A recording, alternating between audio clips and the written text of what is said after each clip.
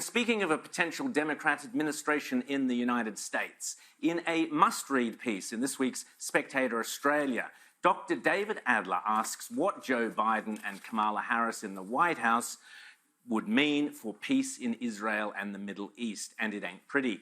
As Adler points out, Biden has promised to dismantle much of Trump's extraordinarily successful legacy, and with a return to the bad old Obama days of cuddling up to Iran, resourcing and emboldening Iran would make war more likely, says Adler. And of course, Kamala Harris, whose Chief of Staff, Karine Jean-Pierre, has been described as a radical Israel hater. She has already pledged to start refunding Palestinian organizations that Trump defunded because of their links to terrorism, and which will now, in David Adler's words, simply fuel more violence. As I said, a must-read piece out tomorrow. But first, Jackie Lambie. She's one of Tasmania's 12 senators. Quite what they all do, I can't really say, but clearly staying well informed on matters that might be of interest to the people who pay her salary isn't all that high on her list. Here she is in Parliament this week, proudly displaying her own ignorance. One Nation put up a motion criticising the World Economic Forum for putting out some obscure proposal I'd never heard of. Some weird thing nobody outside the darkest corner of Sky News After Dark programming has ever heard about. Well, Jackie, allow me to enlighten you. I'm sorry that the taxpayers of Tasmania pay you over $200,000 a year to stay spectacularly uninformed, but there you have it.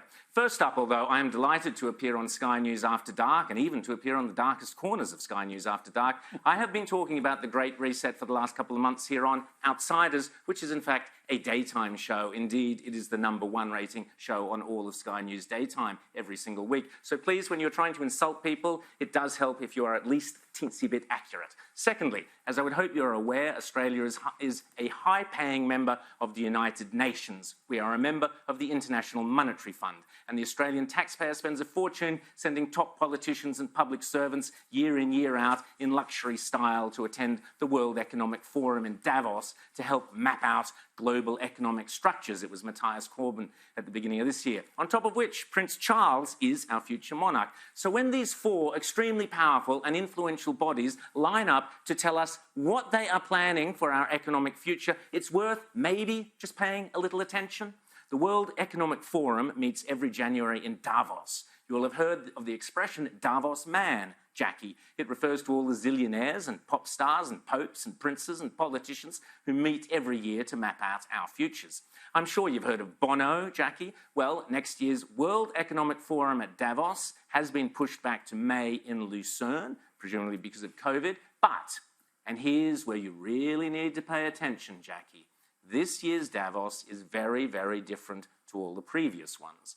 The World Economic Forum, along with the United Nations, along with the International Monetary Fund, and along with any number of prominent globalist organizations and powerful individuals, including Prince Charles, together have jointly promised that the 2021 World Economic Forum will be used to introduce, via a vast network of connected big tech corporations, online activist movements, and compliant local and national governments, something they call the Great Reset. This isn't some Sky After Dark fantasy conspiracy theory, Jackie. It is a global commitment they have made to use the panic and fear generated by the coronavirus as a means to reshape all our economies and laws and move to a new form of capitalism that focuses on net zero emissions, to use all the tools of COVID to tackle climate change.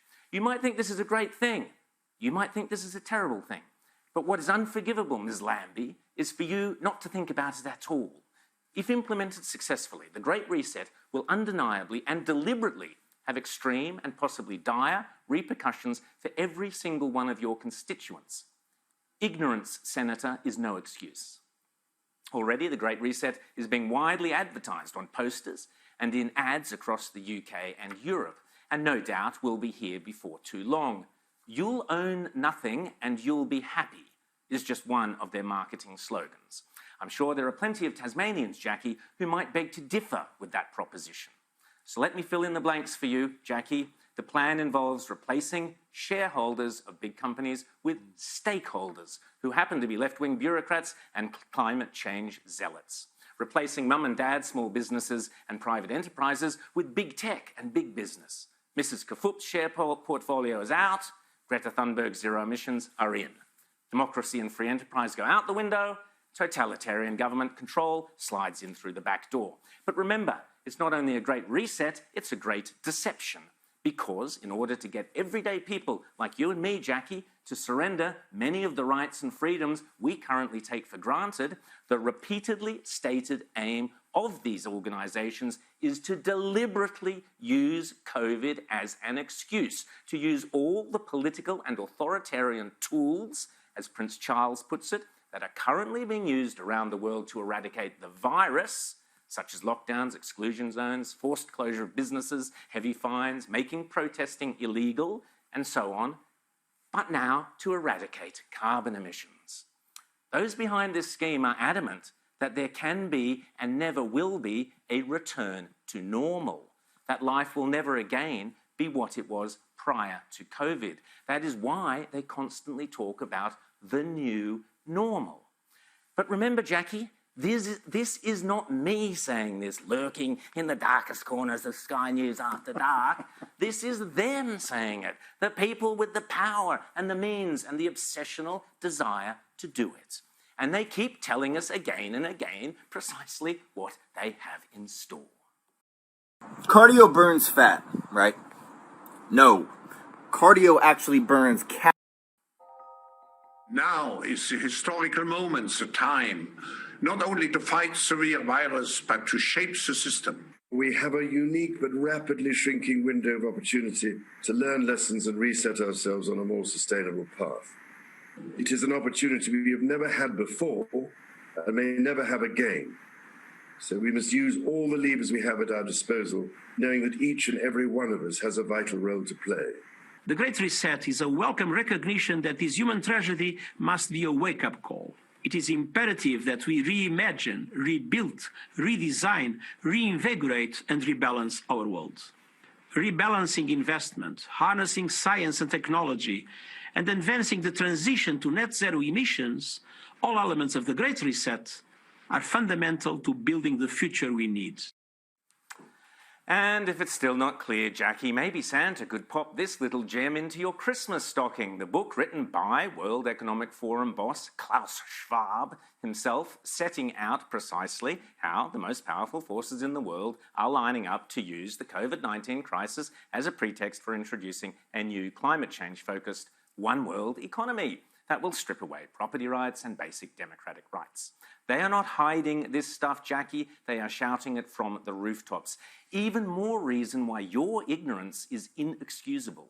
Indeed, here's Prince Charles only a couple of days ago wearing a poppy and disgracefully using the symbolism of Remembrance Day to push this same eco-fascist, globalist, totalitarian agenda. With the urgency required, I hope, ladies and gentlemen, you will join me to drive a new Marshall-like plan for nature, people and planet, led by the private sector to align our collective efforts and resources for the highest possible impact. We need a shift in our economic model that places nature and the world's transition to net zero at the heart of how we operate, prioritizing the pursuit of sustainable, inclusive growth in the decades to come. There is hope that we can transform the situation, but I'm afraid we are literally at the last hour, and there is real urgency for action. Literally at the last hour, a bit of hyperbole. On a side issue, Prince Charles is now acting in a flagrantly political manner, aligning himself with the global political and business agenda reeking of oligarchies and fascism. This makes Prince Charles clearly unfit for the role of monarch of Britain or Australia, and the Queen must remove him now from the line of succession. This has gone far beyond a joke, and Prince Charles is now no better than the repellent Extinction Rebellion activists who likewise desecrated Remembrance Day by using it for their own shoddy global warming activism. But back to the Great Reset, the World Economic Forum boasts on its website that the only acceptable response to the COVID crisis is to pursue a great reset of our economies, our politics, and our societies. Nothing ambiguous about that, Jackie. And so I say, well done to One Nation Senators Pauline Hanson and Malcolm Roberts for being concerned enough to raise this issue in our federal parliament where it should be raised and where it should be debated. Last week, Senator Hanson put forward a motion for the Australian Parliament to reject the Great Reset. Pretty simple, nothing to lose there. Just simply say, thanks Klaus, but nein danke, it's not for us, and we won't be sending anyone to this year's World Economic Forum. Danke schön.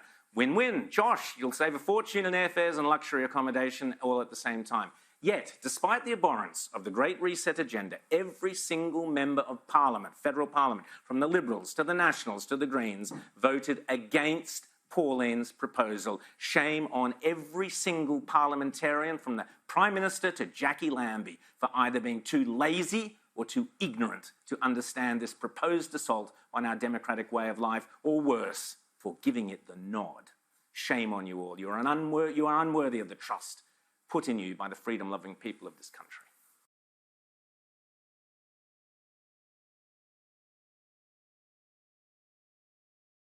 The last 6 months have laid bare fundamental gaps and inequities within our societies and between them. As with climate change, those who have the least are impacted the most.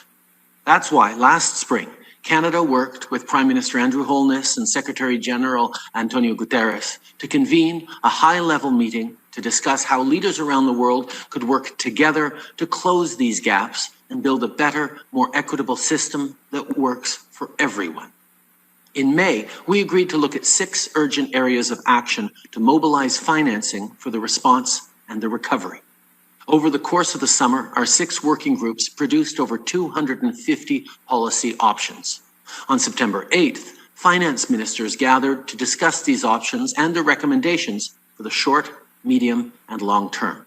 The most promising ideas will be taken up within existing IMF and World Bank processes, as well as at the G7 and G20 leaders' summits later in the fall. Then, in December, we're going to have the opportunity to meet again to discuss the progress we've made. Because we understand that right now we have to fix urgent problems, but in the long run, we also have to fix the system so that it works for everyone. To eliminate this virus anywhere, we need to eliminate it everywhere. While scientists work around the clock to develop a vaccine, as governments, we have the responsibility to ensure it'll be distributed quickly and fairly around the world. On Friday, I announced that Canada will provide $440 million to the COVID-19 Vaccine Global Access Facility, including $220 million to the Advanced Market Commitment to help low and middle-income countries access vaccines. This is an important initiative, and I encourage other governments to join in as well. We need to work together, and not just on vaccines. Canada believes that a strong, coordinated response across the world and across sectors is essential. This pandemic has provided an opportunity for a reset. This is our chance to accelerate our pre-pandemic efforts to reimagine economic systems that actually address global challenges like extreme poverty, inequality, and climate change. Last week, our government committed to investing more in international development while supporting developing countries on their economic recoveries and resilience. And on that note, today, I can announce that Canada will invest $400 million more in humanitarian and development funding, which will go directly to trusted partners on the ground fighting COVID-19. Our government is committed to investing even more in the years to come. In addition, we will continue to advocate for extending the debt service suspension initiative. We will also work on ensuring the special needs of small island developing states and other vulnerable countries are taken into account. Building back better means getting support to the most vulnerable while maintaining our momentum on reaching the 2030 Agenda for Sustainable Development and the SDGs. Canada is here to listen and to help. Are you concerned about a contested election result in the United States? And what are you doing to prepare for the potential?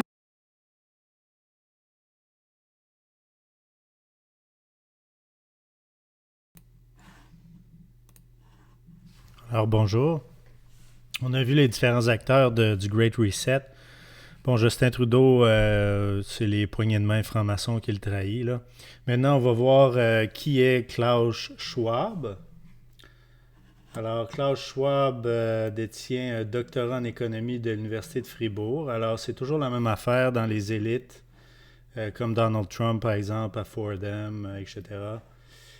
Quelle est l'Université de Fribourg? L'Université de Fribourg est une université qui a été fondée en 1580 par... Taram, taram, surprise, surprise, un jésuite, Peter Canisius. Alors voici, donc on peut considérer Monsieur Klaus Schwab comme étant un jésuite, un coadjuteur jésuite. Il faut comprendre, les jésuites ne sont pas seulement les gens du clergé, là, il y a les coadjuteurs jésuites, ça c'est des gens qui font partie de la société civile.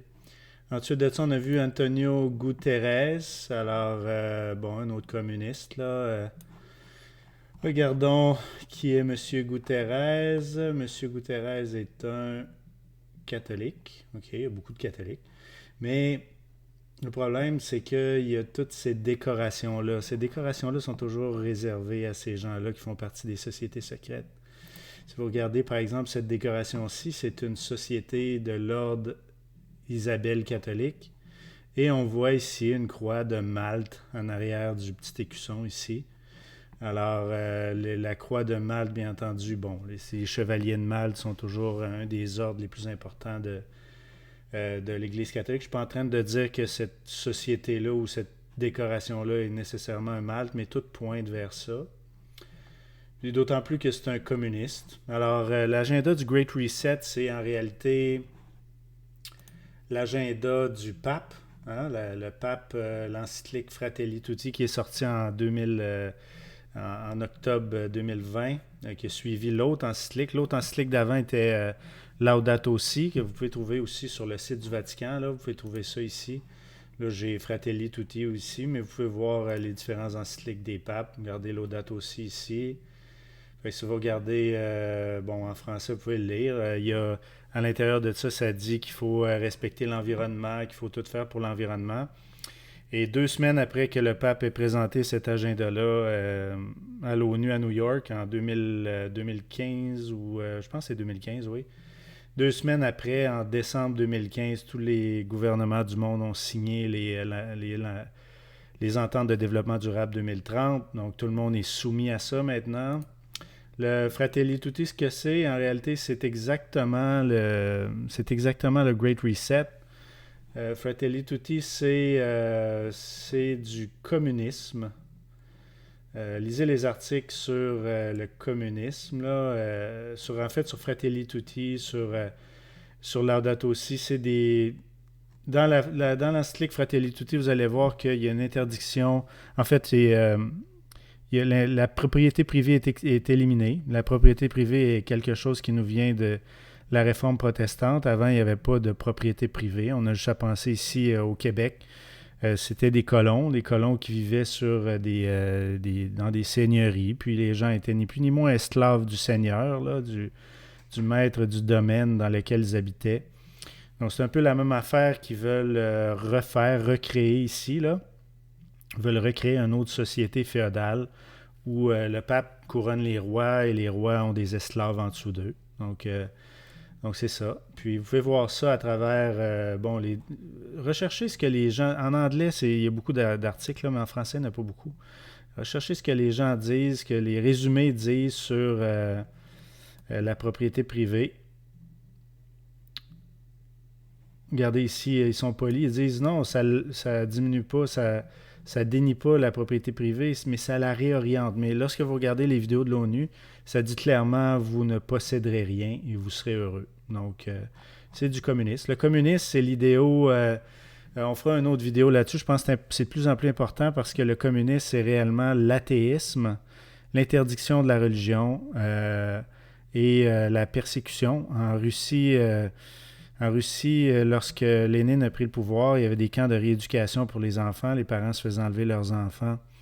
Et les parents chrétiens, bien entendu. Là-bas, c'était surtout des orthodoxes. Et c'est des protestants orthodoxes, là. Puis, donc, après ça, ils ont brainwashé les enfants complètement. Et on en est à la Russie qu'on en est aujourd'hui. Hein? Et c'est une Russie exclusivement catholique. Puis, si vous regardez les drapeaux qui flottent sur le Kremlin, il y a le drapeau du Saint-Empire romain là, qui est là. Donc, la Russie est contrôlée complètement par le pape. Donc, le plan, c'est toujours ça, de détruire le protestantisme, de détruire la Bible, de détruire les gens qui ne croient pas aux traditions de la papauté du pape, les lois naturelles catholiques. Si vous regardez les différents articles, ils parlent très souvent de lois naturelles, les lois naturelles. Informez-vous sur les lois naturelles. On fera peut-être une autre vidéo là-dessus. Là, je pense pas... c'est très exhaustif, là, les lois naturelles catholiques. C'est du fascisme ou du totalitarisme. C'est ce que c'est. On sait ce que c'est en réalité. Tout le monde savait dans les années 60, lorsque les politiciens ont mis l'Église à la porte. C'était la raison pour laquelle ils mettaient à la porte. Ils ne voulaient pas de contrôle incessant de l'Église sur la société civile, sur le Parlement, sur les lois, etc. Fait que je pense que c'est un bon résumé de c'est quoi le Great Reset. Le Great Reset, c'est l'implémentation complète des deux derniers encycliques du pape François, c'est-à-dire le dernier Fratelli Tutti et l'autre d'avant Laudato Si. Sur ce, aussi, je pense qu'il y a d'autres choses qui valent la peine d'être dites. Là, tous les groupes de pression là, pour l'environnement montrent tous des signes soit occultes ou soit des signes comme étant des catholiques fondamentalistes. Hein? Des catholiques fondamentalistes, c'est ceux qui croient au catéchisme et pas à la Bible. Donc, si vous regardez, par exemple, Black Lives Matter, qui n'est pas nécessairement un groupe là, pour l'environnement, mais c'est un groupe pour le droit des Noirs. Là. Et les fondateurs de Black Lives Matter disent qu'ils sont ils ont été entraînés, éduqués marxistes, donc les communistes. Ensuite de ça, si vous regardez Extinction Rebellion, ils disent ouvertement qu'ils pratiquent la communion le dimanche. Donc la communion a tout à voir avec la déification, la vénération du soleil. Hein, le jour du dimanche est le jour du soleil dans la religion païenne. Dans toutes les religions païennes, le dimanche est la journée sacrée, la journée du soleil, tout comme la religion catholique. Donc, et plusieurs autres religions, là, mais c'est une journée où c'est le paganisme qui a sa journée le dimanche. Donc c'est ça, les liens sont facilement faisables là, au niveau des sociétés, des groupes de pression, là, sont tous financés par le même pouvoir. On a vu Black Lives Matter d'ailleurs que l'Église catholique finançait ce groupe-là dans certains articles qui sont sortis. Alors, faites vos recherches et prenez position. Je pense que c'est clair, ça va devenir de plus en plus clair que c'est l'Église catholique qui tire les ficelles derrière le rideau. Les gens vont graduellement commencer à comprendre que c'est réellement ça, que l'Église catholique reprend le contrôle du monde à travers ses sociétés secrètes. On a vu Klaus Schwab, qui est un jésuite coadjuteur. On a vu Guterres, qui se trouve être probablement un catholique membre d'une autre société secrète. Là. Je n'ai pas fait d'études exhaustives là-dessus, mais ça vous donne assez d'informations pour vous faire une idée. Toutes les routes mènent à Rome.